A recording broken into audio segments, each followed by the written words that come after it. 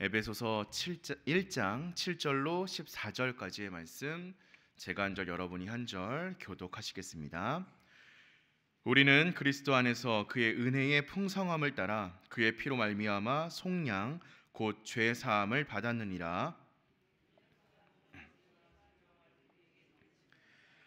그 뜻의 비밀을 우리에게 알리신 것이요 그의 기뻐하심을 따라 그리스도 안에서 때가 찬 경륜을 위하여 예정하신 것이니,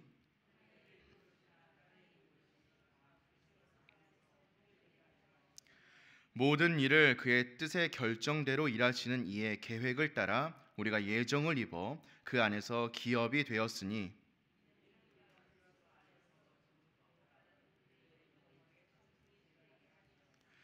그 안에서 너희도 진리의 말씀 곧 너희의 구원의 복음을 듣고 그 안에서 또한 믿어 약속의 성령으로 인치심을 받았으니, 이는 우리 기업의 보증이 되사 그 얻으신 것을 속량하시고 그의 영광을 찬송하게 하려 하심이라. 아멘. 2025년의 새해가 밝았습니다. 오늘부터 우리는 날마다 솟는 샘물의 본문을 따라서 말씀을 묵상하고 새벽 예배를 진행할 텐데요. 오늘은 에베소서의 말씀입니다. 에베소서는 사도 바울이 쓴 옥중 서신입니다. 주후 61년에서 62년 사이에 쓰여진 것으로 알려져 있는데요. 이 서신에는 이 사도 바울이라는 사람의 기독교 신앙의 핵심들이 잘 녹아 있습니다.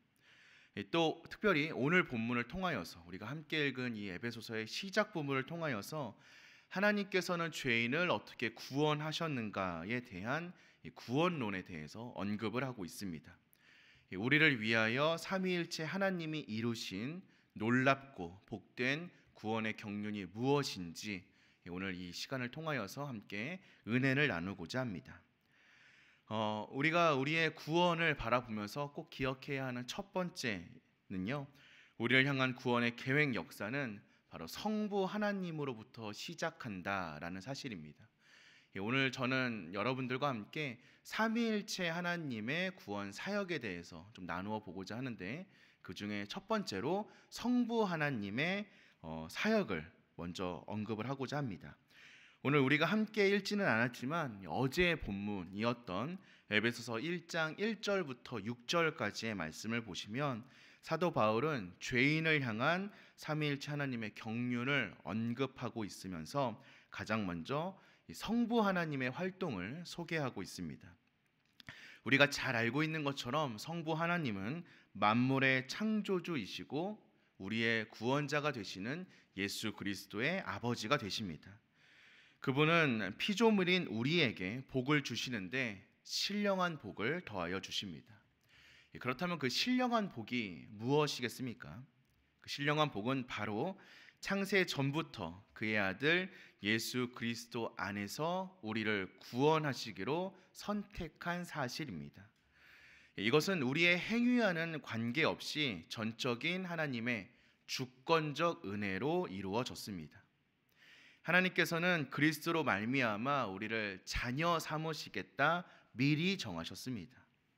우리의 믿음은 우리를 사랑하시는 하나님의 기뻐하시는 뜻대로 우리를 선택하고 예정하신 놀라운 은혜의 결과물이라는 것이죠. 이 사실이야말로, 이 진리야말로 우리가 하나님께 영원히 감사해야 하는 이유입니다. 나의 어떠함 때문이 아니라, 나의 무엇 때문이 아니라 하나님의 계획하심과 하나님의 은혜로 말미암아 내가 구원을 받았다라는 이 사실이 우리가 평생 동안 하나님을 찬양하고 하나님을 기뻐해야 하는 이유라는 것입니다. 우리의 그 어떠한 선한 행위도 구원의 근거가 될 수 없고 우리의 어떠한 모습도 하나님 앞에서 자랑거리가 될 수 없습니다. 우리는 그저 하나님의 구원 경륜의 역사를 감사하고 그것에 기뻐하며 살아가야 하는 사람들입니다. 이 사실이 우리를 하나님 앞에서 겸손하고 낮은 자로 만들어 주시는 은혜인 것 같습니다. 또한 우리의 구원을 바라보면서 우리가 기억해야 하는 것은요, 오늘 말씀에서 같이 읽어 나온 것처럼 성자 하나님의 사역이 이어진다라는 사실입니다. 성부 하나님께서 선택과 예정에 신령한 복을 따라 오직 예수 그리스도 안에서만 하나님의 이 구원의 역사를 이루어 가시기로 결정하셨습니다. 주님은 하나님의 아들임에도 불구하고 자신을 종과 같이 겸손하게 낮추셨고 자신을 완전히 비우셨습니다. 하나님의 뜻을 따라 죽기까지 순종하셨습니다. 우리가 얻은 구원은 우리를 위하여 십자가에서 죽으시고 부활하신 예수님의 사역으로 가능한 것이 된 사실입니다.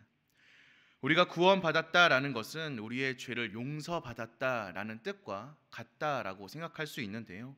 그럼 어떻게 죄인인 우리가 용서를 받을 수 있겠습니까? 우리가 무엇이간데 하나님의 용서를 받을 수 있습니까? 우리가 하나님의 용서를 받기 위해서 가장 먼저 해야 하는 것은요, 먼저 내가 하나님을 거역하여 죽을 수밖에 없는 죄인임을 인정하는 것입니다. 나는 하나님의 진노의 대상이며 그 진노를 피할 방법이 전혀 없음을 인정할 수 있어야 합니다. 그리고 그런 우리를 위하여 하나님께서 마련해 주신 유일한 길, 유일한 구원의 길, 예수 그리스도의 십자가를 의지할 수 있어야 합니다. 우리가 세상 가운데 살아가면서 하나님의 용서를 받고 하나님 안에 거할 수 있는 유일한 길은 오직 예수 그리스도의 십자가 사역밖에 없습니다. 우리에게 다른 길은 없고요. 우리에게 다른 답도 없습니다. 우리에게 주어진 것은 오직 예수 그리스도밖에 없음을 다시 한번 기억하며 나아가는 저와 여러분들 되시길 소망합니다. 마지막으로 이 사실을 붙잡고 살아가는 우리들에게 성령 하나님의 사역이 함께합니다.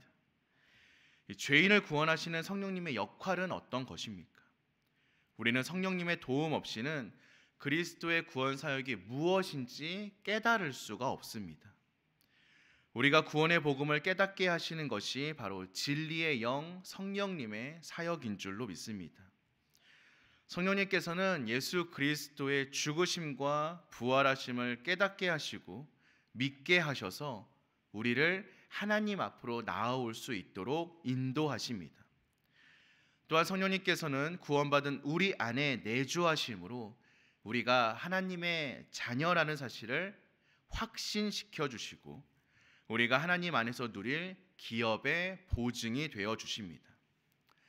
우리가 참 많이 쓰는 단어이긴 한데 기업의 보증이라는 것이 확실하게 무엇인지 좀 감이 잡히지 않을 때가 있는데요. 기업의 보증이란 앞으로 누리게 될 영적인 복을 지금 이 땅에서 누릴 수 있도록 경험하게 하시는 것을 말합니다. 성령님께서는 우리가 마지막 때에 하나님 앞에 나아가 하나님의 마지막 심판을 거쳐서 영원한 천국으로 들어가서 누릴 그 복을 지금 이 땅에서 누릴 수 있도록 미리 앞당겨 경험하게 하십니다. 어떻게 그게 가능합니까? 우리가 하나님의 사역을, 예수 그리스도의 사역을 깨닫고 그 복음 안에, 구원 안에 그 은혜를 누리면서 살아갈 수 있게 하심으로 가능한 것입니다.